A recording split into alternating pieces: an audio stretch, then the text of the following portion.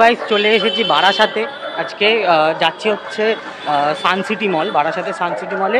ওখানে SSR cinema হয়ে গেছে, আগে যেটা আরতি ছিল সেটা এখন এসএসআর সিনেমাস হয়ে গেছে। তো বারাসাতে দেখবো হচ্ছে রক্তবীজ 2। আজকে দশমীর দিন, সকলকে জানাই শুভ বিজয়া দশমীর দিন। আশা করি পুজো সবার খুব ভালো কেটেছে। তো আজকে দশমীর দিন আমি চলে এসেছি বারাসাতে। তো চলো সিনেমা দেখবো, রক্তবীজ 2 দেখবো। তাহলে চলো সিনেমা হলের দিকে যাই, মানে সান সিটি মলের দিকে যাই। তো গিয়ে তারপর আবার দেখা হচ্ছে। তো গাইজ বারাসাতে সান সিটি মল চলে এসেছি। এখন এই ফুড কোর্টে বসে আছি। এখনও মানে সিনেমা হলে এখনও ঢুকিনি, কারণ এখন অনেকক্ষণ বাকি আছে, এখনও প্রায় 10 মিনিট হাতে আছে। মানে এখন 40 বাজে, 5:40 বাজে। এবার আমাদের একটু 6টায় শো, ওই জন্য 5:50-এ সিনেমা হলের ভিতরে ঢুকতে দেবে। তো তাই জন্য আমি ভাবলাম 10 মিনিট একটু ফুড কোর্টে বসে নিই, কিছু খাবো না, বাট এমনি জাস্ট বসে থাকবো। তো চলো সিনেমা হলে ঢুকে তারপরে আবার কথা বলছি। গাইজ আমি চলে এসেছি সিনেমা হলের ভিতরে, মানে আরতি যেটা ছিল আর কি, এখন যেটা এসএসআর সিনেমা হয়ে গেছে। তো এখানে কিন্তু হাউসফুল যাচ্ছে, আজকে রক্তবীজের শো কিন্তু হাউসফুল রয়েছে। কিন্তু যেটা সমস্যা হয়েছে সেটা হচ্ছে যে এখানে কোনো পোস্টার পেলাম না, কাট আউট পেলাম না যে একটু ছবি তুলবো। তো আমাদের স্ক্রিন 3-তে কিন্তু আমাদের পড়েছে রক্তবীজ 2। তো হাউসফুল চলছে, প্রচুর লোকজন ঢুকবে, পুরো হল কিন্তু ভর্তি হয়ে যাবে। আর আমি আমার জায়গা মতো সিটে বসে পড়েছি। তো আস্তে আস্তে লোকজন ঢুকছে। তো চলো শুরু করা যাক রক্তবীজ 2।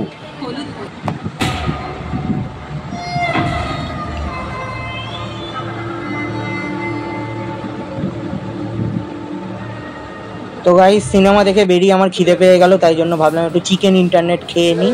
তো গাইস আমি রক্তবীজ 2 দেখে বেরিয়ে পড়েছি, এখন বাড়ির দিকে যাচ্ছি। রক্তবীজ 2 দেখে বেরিয়ে খেয়ে এখন বাড়ির দিকে যাচ্ছি। তো বিষয়টা হচ্ছে যে আমার রক্তবীজ 2 ভালো লেগেছে। রক্তবীজ 1-এর থেকে রক্তবীজ 2 বেটার হয়েছে, বাট ফার্স্ট হাফে খুব সমস্যা আছে।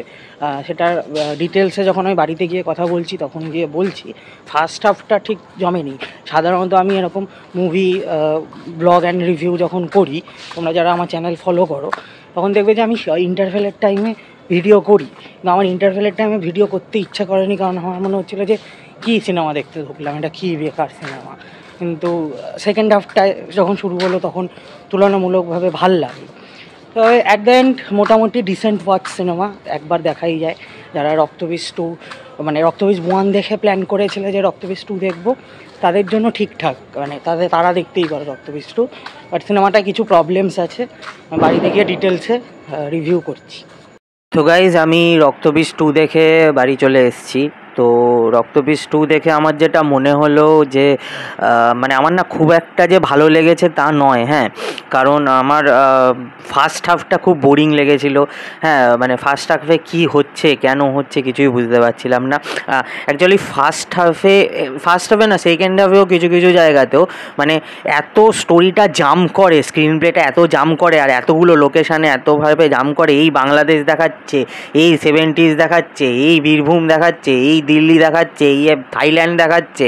তো এত জায়গায় জাম্প করেছে স্ক্রিন প্লেটা, এতগুলো লোকেশানে জাম্প করেছে না, মানে পাস্ট পাস্ট মানে যাতা, মানে ওখানে এত ভজঘট খিচুড়ি পেকে রয়েছে, যার ফলে ফার্স্টে হাফটা একেবারেই এঙ্গেজিং না। মানে ইন্টারভেল পয়েন্ট, যেখানটাতে রয়েছে, যে ইন্টারভেল পয়েন্টটা, সেইখান অবধি আস্তে আস্তে মনে হচ্ছিলো যে কী হচ্ছে কেন হচ্ছে। হ্যাঁ, আর অঙ্কুশকে ছাড়া আর কাউকেই ভাল লাগছে না, মানে অঙ্কুশ ছাড়া আর কেউ যেন সিনেমাটাতে এফর্টই দেয়নি। হ্যাঁ, আর মানে কিছু কিছু ক্যারেক্টার রয়েছে তাদের মানে কিছু কিছু ক্যারেক্টার রয়েছে তারা কেন রয়েছে, মানে কী জন্য রয়েছে, যেমন কি ওই সত্যম ভট্টাচার্য, দেবলীনা কুমার, ওদের তো মানে ওরা তো ফার্স্ট যে পার্টটা ছিল রক্তবীজ 1-এ খুব ইম্পর্টেন্ট ক্যারেক্টার ছিল, বাট রক্তবীজ 2-তে তাদেরকে কেন রেখেছে, কী জন্য রেখেছে। মাঝখানে আবার দেখলাম ওই কাঞ্চনের বউ শ্রীময়ী, সে একটা চরিত্রে ঢুকে গেছে, সেটা আবার একটা এমনি নর্মাল চরিত্র, সেটাতে কাঞ্চনের বউ অভিনয় করছে, কমেডি করছে, মানে কি হচ্ছে। শন ভট্টাচার্য বোধহয় সিরিয়াল করে, যে শন ভট্টাচার্য, সে আবার একটা চরিত্রে ঢুকে পড়েছে। আর অদ্ভুত, মানে ওই চরিত্রটা যে মানে শনের যে চরিত্রটা, সেটা যে কি, মানে আমি না স্ক্রিনের দিকে তাকিয়ে ভাবছি যে এইটা মানে কি হচ্ছে। ঠিক আছে, তবে অঙ্কুশ ভালো অভিনয় করেছে। মানে ফার্স্ট হাফটা মানে খুব ইসে অঙ্কুশের জন্য তাও একটু বসে দেখা যায়, অঙ্কুশের ভালো পারফরমেন্সের জন্য। হ্যাঁ, এবার সেকেন্ড হাফ আস্তে আস্তে গল্পটা একটু ঠিকঠাক হয়। সেকেন্ড হাফে তাও তুলনামূলকভাবে ভালো, যখন মানে সেকেন্ড হাফে ডাইরেক্ট ওরা যখন বাংলাদেশে গল্পটা শিফট হয়ে যায় না, যার ফলে কী হয় বলো তো, মানে বাংলাদেশ থেকে আর গল্পটা নড়ে না, ফলে বাংলাদেশের মানে বাংলাদেশি গল্পটা থাকে, ফলে স্ক্রিন প্লেটা জাম্প করে না, লোকেশান চেঞ্জ হয় না, ফলে সেকেন্ড হাফটা একটু তাও পদের ভাল লাগে। আর সেকেন্ড হাফে প্রপারলি ওই হিরো ভিলেন টাসেলটা, মানে আবির ভার্সেস অঙ্কুশ যে ব্যাপারটা, সেটা হয়, যার জন্য ঠিকঠাক হয়। নয়তো মানে আবির চ্যাটার্জি কিছু করছেই না ফার্স্ট হাফে, যে আবির চ্যাটার্জি কী করলো, কী হলো না হলো, মানে অস্বস্তিকর। আর গানগুলোর কোনো মাথামুন্ডু নেই, হঠাৎ করে গান শুরু হয়ে যাবে। তাও সেকেন্ড হাফে গান কম, ঠিক আছে, সেকেন্ড হাফে তাও গান কম, তাই জন্য মানে ঠিকঠাক লাগে। তাও সেকেন্ড হাফে ওই একখানা গান রয়েছে ওই আবির আর মিমির, হ্যাঁ ওই গানটা কি বিচ্ছিরি লাগছে। আর কি হয় বলো তো, মানে ওই গানের টোনটা, মানে কালার টোনটা এতটা ব্রাইট না, আর মানে হঠাৎ করে চোখে লাগে, গানটা দেখতে চোখে লাগে। হ্যাঁ, খুব বিচ্ছিরি। আর সেকেন্ড হাফটা তাও ঠিক আছে, আমার ভাল লেগেছে। অঙ্কুশের পারফরমেন্স অসাধারণ, বিশেষ করে ক্লাইম্যাক্সে যেভাবে সাসপেন্স আর থ্রিলটা বজায় রেখেছে।